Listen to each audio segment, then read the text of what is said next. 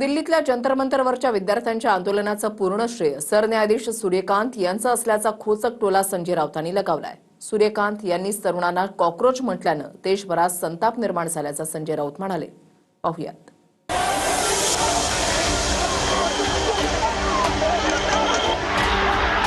कोकरज जनता पार्टीच्या आंदोलनाचं श्रेय संजय राऊतांनी देशाचे सरन्यायाधीश सूर्यकांत यांना दिलं। संजय राऊतांनी सोशल मीडियामध्ये पोस्ट करत सरन्यायाधीश सूर्यकांत यांना खोचक टोलाही लगावला। संजय राऊत यांनी आपल्या पोस्टमध्ये काय लिहिलंय तेही पहा। सुप्रीम कोर्टाचे मुख्य न्यायाधीश माय लॉर्ड सूर्यकांतजी, आजच्या महान आंदोलनाचं श्रेय फक्त एकाच व्यक्तीला जातं। देशातल्या मेलेल्या व्यक्तींना जिवंत केल्याबद्दल तुमचे आभार, अशी पोस्ट संजय राऊत यांनी एक्सवर केली आहे। देशाचे सरन्यायाधीश सूर्यकांत यांनी पहिल्यांदाच कोकरोच हा शब्द वापरला होता। एका सुनावणीवेळी सरन्यायाधीशांनी वापरलेल्या या शब्दामुळे देशभरात संताप व्यक्त केला जाऊ लागला। मे 2026 मध्ये सरन्यायाधीश सूर्यकांत यांनी बेरोजगारांसाठी कोकरोच हा शब्द वापरल्याचा आरोप आहे। एका वरिष्ठ वकिलाच्या पदवी संदर्भात ही सुनावणी होती। या सुनावणीमध्ये सरन्यायाधीश काय म्हणाले होते तेही पहा।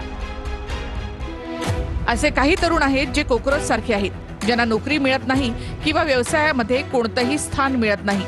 त्यापैकी काही माध्यमांमध्ये तर काही सोशल मीडियात जातात। काही जण माहिती अधिकार कार्यकर्ते बनतात आणि सर्वांवर हल्ले चढवू लागतात। हे तरुण परजीवी असतात। सरन्यायाधीशांनी केलेल्या या वक्तव्याच्या काही दिवस आधीच देशामध्ये नीटचा पेपर फुटला होता। या पेपरफुटीचा तरुणांमध्ये संताप होता।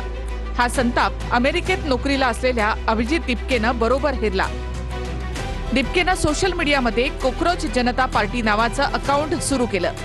काही दिवसातच कोकरोच जनता पार्टीच्या अकाउंटला लाखो तरुणांनी फॉलो केलं। या अकाउंटवरून दिपकेनं केंद्रीय शिक्षण मंत्री धर्मेंद्र प्रधान यांच्या राजीनाम्याची मागणी केली। सरकारनं त्यानंतर कोकरोच जनता पार्टीचं अकाउंट एक्स आणि इंस्टाग्राम यावरून सस्पेंड केलं। त्यामुळे तरुणांमधला संताप आणखी वाढला आणि अभिजित दिपकेनं भारतामध्ये येत तरुणांचा आवाज उठवण्याचा निर्णय घेतला। अभिजित दिपके भारतामध्ये आला। जंतर मंतरवर त्यांना आंदोलन सुरू केलं। त्या आंदोलनामध्ये काही दिवसांनी सोनम वांगचुक यांचीही एंट्री झाली। सोनम वांगचुक यांनी धर्मेंद्र प्रधान यांच्या राजीनाम्यासाठी आमरण उपोषण करण्याची घोषणा केली। उपोषणाच्या 20व्या दिवशी सोनम वांगचुक यांना सरकारने जबरदस्तीने ताब्यात घेत रुग्णालयामध्ये दाखल केलं। त्यानंतर हजारो आंदोलक जंतर मंतरवर जमा झाले। पावसाळी अधिवेशनाच्या पहिल्याच दिवशी आंदोलकांनी धर्मेंद्र प्रधान यांच्या राजीनाम्यासाठी संसदेवर मोर्चा काढण्याचा प्रयत्न केला। या आंदोलनाची उत्पत्ती सरन्यायाधीश सूर्यकांत यांच्या एका टिप्पणीमुळे झाली।